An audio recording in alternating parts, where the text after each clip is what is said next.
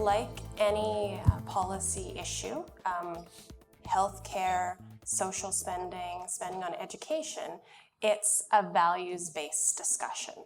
And when climate changes and carbon pricing and emissions policy is a little more complex in many ways because it's a global problem. But at the end of the day, it is a values-based discussion. And so that means that we are going to disagree about how much to do, whether or not we should do anything, and how, if we're going to do anything, how we should do it.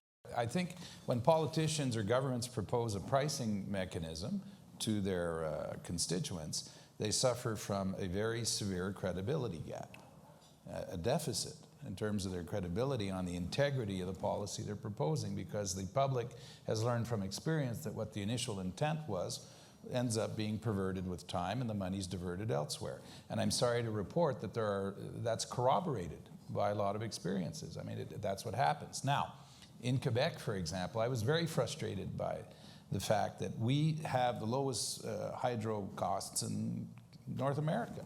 I remember my dad, who I loved. I thought he was great, and there was a story in the paper about us increasing hydro prices and him chewing me out and saying to me, Jean, we own it. Why are we...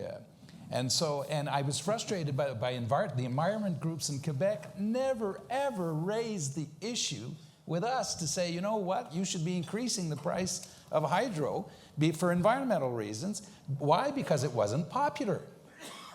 And we ended up doing that, but we paid a very high political price. And it really depends on how the government chooses to recycle the revenue. I mean, there are lots of ways to do it. It could be lowering corporate taxes. It could be lowering personal income taxes. It could be lump sum But let's stick with the household, because when I go across the country and I talk about this, one of the classic questions I get, people will look at me, they'll roll their eyes. I get that a lot. They'll say, you know, you economists are in la-la land. You're going to take money from me on the one hand with a carbon tax, and then you're going to give me money back, and you think you're accomplishing something? Why is this sensible? I spent 2 hours at a Christmas dinner trying to explain that to my parents. Was Jean Charest's father there? No? No. Probably hang around with my father. I mean, the problem, well, so to be very technical and nerdy for just a moment, it's income and substitution effects. And that's something that economists understand and something that no one else does. And it's really hard to explain in words. And it's like, economists, we all have these graphs in our head, and we know what's going on, but we have a lot of trouble explaining why it makes sense. And so the answer is, yes, it makes sense, but it also depends on the politics of the situation and the state of the economy. And it's difficult. It's difficult to get anything done when you can't create some sort of safe middle ground for a politician. And so, yes, Steve was on the stage behind the Premier, Rachel Notley, in November 2015, as I was, as were other executive directors, other CEOs, Chief Tony Alexis, and we created a good consensus. To your point about obstacles, I'm worried that that consensus, perhaps that safe middle ground, is being eroded, and if you're a politician, it must feel like you're Han, Leia, and Luke in the trash compactor of the Death Star as the walls are still being pushed in. It's aligning good policy with public opinion and how you make that happen. And that is dictated in good part, as we can witness right now as we speak, with an election campaign in Ontario, and there'll be an election campaign in Alberta, with circumstances that will, you know, bring you in different directions. If all we did was, let's say we put price of a ton of CO2 up to $200-300 a ton tomorrow, all we do is shut Canada down. It would have no impact on the global demand for hydrocarbons. It wouldn't affect the CO2 in the atmosphere. So we'd have done huge local damage and not taken the planetary circumstance forward. So we always have to take these tools in that context. And that's been the frustrating part about this debate, There's a jurisdictional issue. You know, what we do at the Canadian level hasn't happened at the world level. You know, one of the good things that happened was that Paris happened and there was a broader agreement. It's a difficult debate. So some people are stopping doing that because of the damage it's doing to their economy.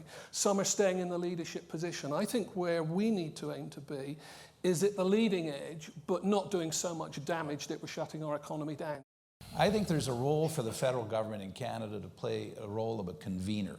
And in our federal system of government, we haven't used that enough. The Americans have the concept of the bully pulpit. I don't think it applies to Canada. But we really underuse the federal government's ability to convene on certain issues and to assemble a point of view in our federal. And we're one of the most decentralized federations in the world, ladies and gentlemen. And the provinces control natural resources. This is not going to happen unless they are engaged. It's not enough to say, yeah, they have to be engaged. This isn't optional. And when you listen to the federal government, sometimes you get the impression that the provincial involvement is like optional. It's not. What we've been talking about here is about economics. Science and economics, both very important subjects, not perfectly understood. Periods of discovery go on forever, and we keep getting better and better at those things. So it is a matter of profound disappointment to me that the science and economics have taken on some strange political ownership. Why the science of the left wing is different than the science of the right wing, why it's not possible for, certainly within Canada, Conservatives to take a conversation about, hey, you know, it's just a fact. Let's get some facts out on the table. Climate change is almost certainly happening. Exact causes will take us forever to unravel. But definitely a contributor is fossil fuels. Definitely the fact that, you know, not that long ago we had 2 billion people on this planet. We've got 7 billion people on this planet. Now we're going to 10 billion. It makes sense to consume things sensibly. Common sense is not a big part of the conversation that normally goes on this thing. So energy efficiency, the sensible use of what is a finite resource. I mean, my belief is that we will run out of these things in not too distant future, 100, 200 years. So we better use them very, very wisely. So moving into it, so I find it scary, and I find the current politics of it, where if you want to vote in this side of the politics or that side of the politics, you have to be a believer or not a believer, is complete nonsense. And we shouldn't allow that framing of the debate. And I hope some of those politicians get brave enough to stand up and take some different positions on it.